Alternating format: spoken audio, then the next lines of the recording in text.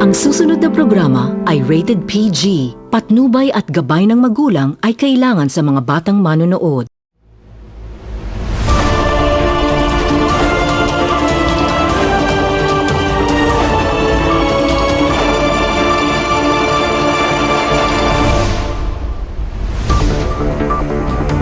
Oroqueta City, Misamis Occidental, maayong adlaw.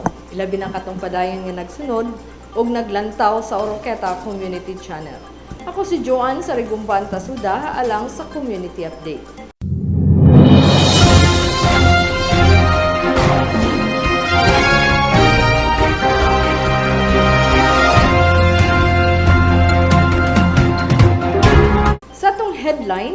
Sa atong headlines, Pagsunod sa rice price ceiling, nagpabiling ubos. Base sa naobserbahan, human sa gihimong pag-inspeksyon sa tanang tindahan sa bugas ug budiga sa merkado publiko sa Oroqueta. Gidayig ni Only Lady Nanez ang nakabot sa dakbayan, samtang high passing grade ang gihatag ni Congressman Almonte sa performance ni Mayor Acosta base sa unang State of the City Address sa Mayor nga ilang nasaksihan. Mayor Acosta nagpaabot sa iyang dakong pagpasalamat ngadto kang Governor Henry Waminal atol sa iyang first State of the City Address sa Oroqueta.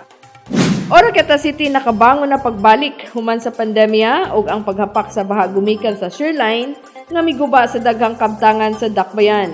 Kini gibutyag atol sa State of the City Address ni Mayor Acosta. Ug karon sa atong mga detalye.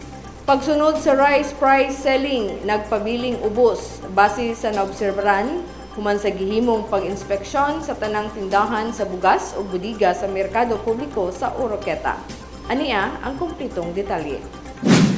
Gisugda na ang paglibot suroy sa tanang tindahan sa bugas ug budiga dinhi sa Oroqueta City. Di nangulo ang Department of Trade and Industry, DTI, Department of Interior and Local Government, DILG, City Agriculture and Fisheries Office, CAPO, City Economic Enterprise and Development Office, CIDO, uban ang Oroqueta Community Channel aron ma-account ug ma-inventory ang gidaghanon sa bugas nga naa sa dakbayan. Kinisubay sa gikasabutan tali kang Oroqueta City Mayor Lemuel Merrick M. Acosta ug sa mga rice traders and retailers sa dakbayan.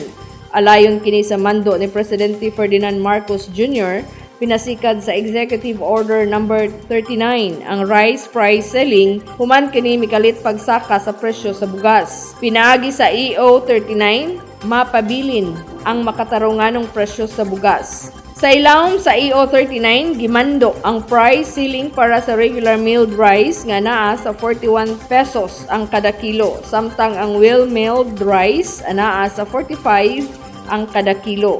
Apan sa paghimo sa monitoring and inspection sa team, nakita nga usa lamang dinhi sa dakbayan ang misanong sa rice price selling. Mao ang tindahan ni Mrs. Rosalina Suico nga nahimutang sa merkado publiko. Sa paglibot sa merkado, nakita ang pagdumili sa mga rice traders and retailers sa madaliang pagpatuman sa presyo nga giset ni Presidente Marcos.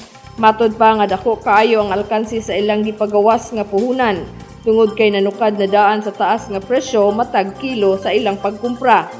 Gani sumala pa sa uban nga mga retailers nga dili na lang nila ibaligya ang bugas nga naapektuhan sa price ceiling.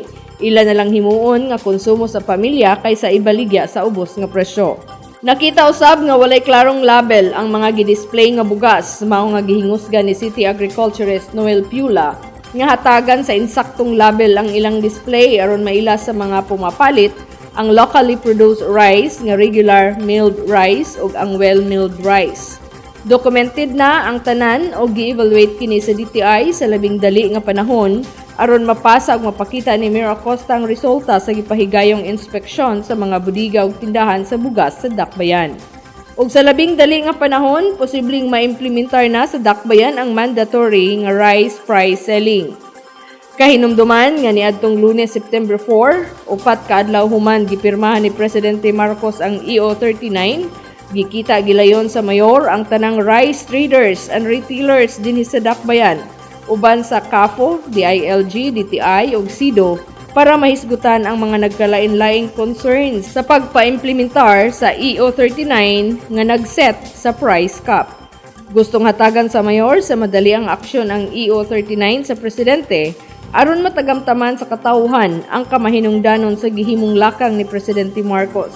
Kalabot sa kalit nga pagtaas sa presyo sa bugas, diin ang Oroqueta City nahilakip sa pagtaas sa presyo sa bugas, bisan pa nga ang dakbayan adunay igong gidaghanon sa supply sa bugas. Mao nga nasabutan nga maghimo og inspeksyon sa mga budiga sa bugas dinhi sa syudad aron mahatagan sa sihag ug patas nga pagpasabot ang katawhan. Gidayeg ni Honorable Lady Nanes ang nakabot sa dakbayan, samtang high passing grade ang gihatag ni Congressman Almonte sa performance ni Mayor Acosta base sa unang State of the City Address sa mayor nga ilang nasaksihan. Ania ang kumpletong detalye.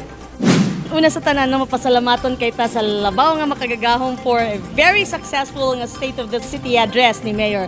Makita nato sa iyahang mensahe ang iyahang mga nahimo ug pwede pa nga mahimo para sa atong pinalangga nga dakbayan. Mao kini ang komento base sa reaksyon ni Only Lady Nanette Merle Bandala Acosta human sa State of the City address ni Oroqueta City Mayor Lemuel Merrick M. Acosta dili pa lamang dugay. Gipaabot usab ni Nanette ang iyang dakong pagpasalamat kang Governor Henry Waminal sa presensya sa gipahigayong unang State of the City address. Kaya ang presensya sa gobernador nagtimaan kini sa dakong suporta sa probinsya ngadto sa dakbayan. Lakip na usab nga gipasalamatan ang presensya sa mga nagkalain-laing sektor, mga negosyante, mga local chief executives sa mga silingang LGU ug ang tibok pwersa sangguniang panglungsod lead by Vice Mayor Aurora Virginia Almonte. Dugang pa ni Nanette nga kun unsa man ang nakabot sa dakbayan karon tungod kini sa panaghiusa ug panagtinabangay sa matag usa. Luyo sa mga naagyan nga mga problema sa dakbayan. Dili man sayon ang nahimong asawa sa mayor tungod kay nagkinahanglan kini sa dakong sakripisyo, pagsabot og labaw sa tanan ang pagpailog. Apan tungod kay nagdako si Nanette, diin ang iyang pamilya nalambigit sa politika sukad sa iyang apuhan, dili na bag-o kaniya ang politika. Nakatabang kini kaniya nga iyang mahatag ang suporta alang sa pagkabot sa kalambuan sa dakbayan. Salamatan ko sa Ginoo nga nagdako ko sa politika tungod sa akong sugod pa sa akong apuhan. Then ang akong ginikanan kaya makasabot ta, no? It takes a lot of patience and a lot of understanding to be in the politics, but tungod kay nagdako ta niya na, so nahimong sayon ang ato ang pagsabot sa politikanhon nga kalihukan. Samtang sa pikas nga bahin, Congratulations ni Mayor Lemuel, ni Vice Mayor Gigi, and the mga councilors. And i-emphasize kanina, department heads. So, pagpadagan ng syudad, dili ni one-man show. I-emphasize kanina nga it's a team effort. So, congratulations kanilang tanan. Despite nga nagiyaan o duha ka pandemya, COVID and baha. So, dili na sayon nga experience the situation nga i-tackle sa usa ka chief executive. mao kato ang mensahe ni 1st District Congressman Jason P. Almonte human niya nasaksihan ang unang State of the City address ni Mayor Acosta.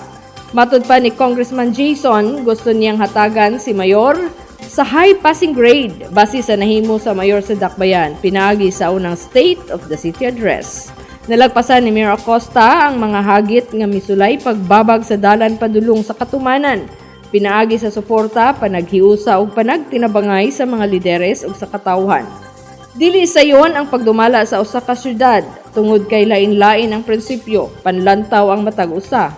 Apan bisan pa ni ana napaabot sa mayor ang tumong o direksyon nga naumol para sa kauswagan sa katawhan o kalambuan sa dakbayan lakip na ang probinsya.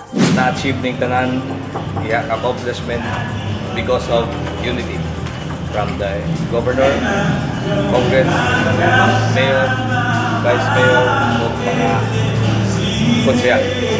So, one team, one direction, manang na-create ang team Ascension. Pasalig ni Kong Jason sa dakbayan nga kun unsa man ang nahanay nga mga priority sa dakbayan nga nagkinahanglan sa iyang suporta, iyang ihatag ang 100% niyang suporta alang sa kalambuan sa Oroqueta City isip representante sa Distrito 1. Gipaambit usab ni Congressman Jason nga iyang na-appreciate ang pag-allocate sa syudad ug 2 million pesos matag barangay matag tuig para mahatagan sa barangay ug katumanan ang mga project nga gusto sa barangay. Abli usab ang buhatan ni Congressman Jason alang sa dugang pangpundo para sa barangay. Gipaabot ni Congressman Jason ang iyang mga panghinaot sa Oroquieta City, isip capital city sa probinsya sa Misamis Occidental, nga makabuot ang kahamugaway nga pagpuyo, malambuon ug malinawon. Mensahe ni Kong Jason para sa nagsingabot nga piniliay nga unta, pilion ang mayong kandidato nga makaabag sa tumong sa Timasinso. Mayor Acosta nagpaabot sa iyang dakong pagpasalamat ngadto kang Governor Henry Waminal dihang mitambong sa iyang first State of the City address sa Oroquieta. Aniya ang kumpletong detalye. Si Working Governor Henry S. Waminal kauban sa 1st District Representative Jason Paredes Almonte, pipila ka mga mayor sa Distrito 1, mga nagkalain-laing sektor, mga negosyante nga mitambong sa unang State of the City address ni Oroquieta City Mayor Lemuel Merrick M. Acosta niadtong Huwebes, Agosto 31 sa Latter Silita, Mubod, Oroquieta City. Nagpasalamat si Mayor Acosta sa presensya sa gobernador tungod kay nagpakita kini sa suporta sa probinsya sa administrasyon ni Mayor Acosta sa pagpalambo sa dakbayan ug sa kinabuhi sa mga Oroquitanon.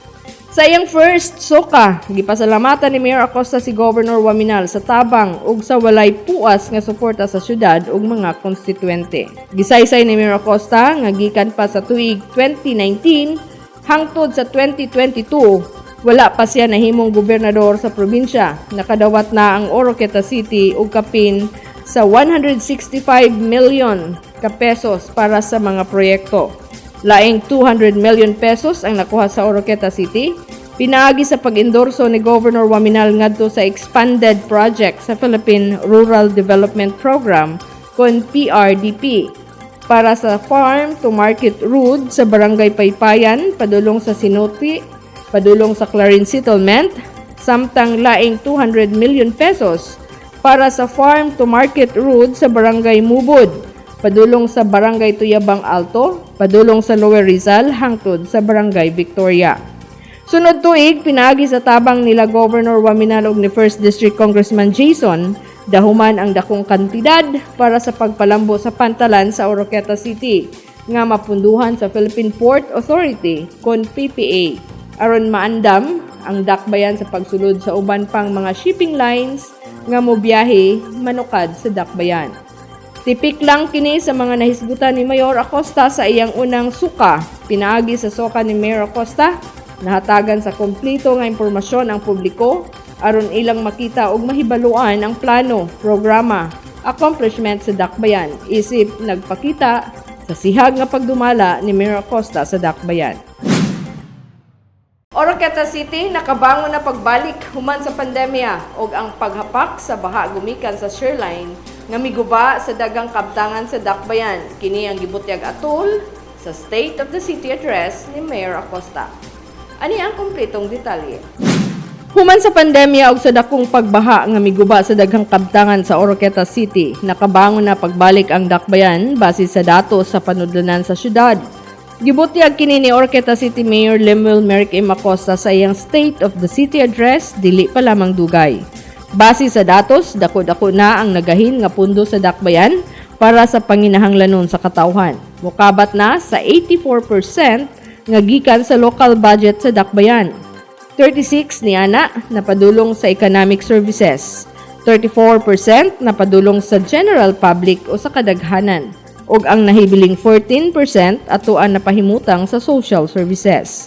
Ana sa 97.86% ang gidakon sa nakolektang buhis gikan sa real property tax. Apan ang dakbayan dili muhunong aron mas musaka pa ang makolektang buhis sa syudad. Gani ang buhatan sa city assessors nga gipanguluhan ni Ray Gira, nakig-partner kini sa Department of Science and Technology kon DOST ug sa Caraga State University para sa MapX system. Ang MapX system usa ka bag-ong teknolohiya o pamaagi sa property management nga mahimong magamit sa tax mapping, property valuation ug ang map digitization. Pinaagi sa MapX mas mapasayon ug mulambo pa ang collection sa real property tax sa dakbayan. Samtang base sa report sa City Treasurer's Office nga gipanguluhan ni Ruel Visitacion, hapit na makabot ang collection target ng 100% sa business tax collection. Tungod sa pagpaningkamot og walay puas nga pagpangulikta sa buhatan ngadto sa mga negosyante sa syudad. Gani duulan na sa 100 million pesos ang nakolektang buhis gikan sa mga negosyante. Diin makonsidera kining local income sa Oroqueta City. Ang pagsaka sa lokal nga kinitaan sa Dakbayan, nagpasabot kini nga mudaghan usab ang mga proyekto o social services alang sa Oroquetanon. Matod pa sa buhatan sa treasurer nga nalagpasan na ang pre-pandemic tax collection level. Timailhan nga nakabangon na pagbalik ang Dakbayan. Ang pagtunga sa mga lokal nga mga negosyante sa Dakbayan nga mitulbong usab diin dula na sa 4,000 ka mga businesses ang anaa karon sa Oroqueta City kumpara kaniadtong milabayng upat ka tuig nga wala gani nakabot sa 2,000 ka mga negosyante ang anaa sa Dakbayan. Ang pagtaas sa gidaghanon sa mga negosyante sa Dakbayan misaka ngadto sa kapin kun kulang 40 million pesos gikan sa nakolektang buhis sa kasamtangang negosyo nga anaa sa syudad. Mao nga gipanghingusgan ni Mayor Acosta ang pagpasulod sa mga dagkong negosyo sa Dakbayan. Usa na ang Robinson Supermarket nga nakatabang sa pagpausbaw sa ekonomiya sa Dakbayan. Gani ana ang presensya sa tag-iya sa Robinson's Retail Holding Incorporated nga si Robina Gokong Wepe. Tungod sa presensya sa Robinson Supermarket sa Dakbayan, musulod usab ang handyman ug uban pa nga kauban sa Robinsons. Gani sa sunod bulan, ipahigayon na ang groundbreaking sa pinakaunang mall nga mosulod sa Dakbayan nga mao ang Metro Central Mall.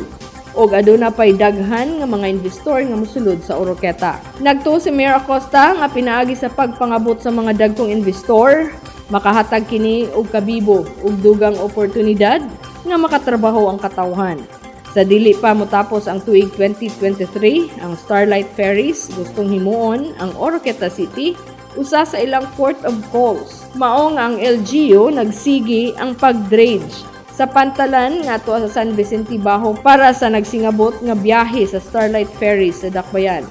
Nga ang ruta, Oroqueta, Larena, Tagbilaran, Cebu, and vice versa.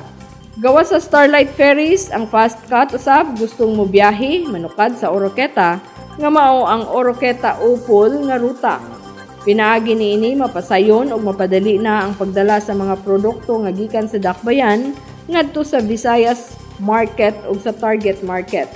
Og mapadali ang pagbiyahe sa katawhan paingon sa Cagayan de Oro City ug sa Visayas Region. Ug lakip na nga mamahimong accessible ang Dakbayan sa mga turista nga gustong mobisita.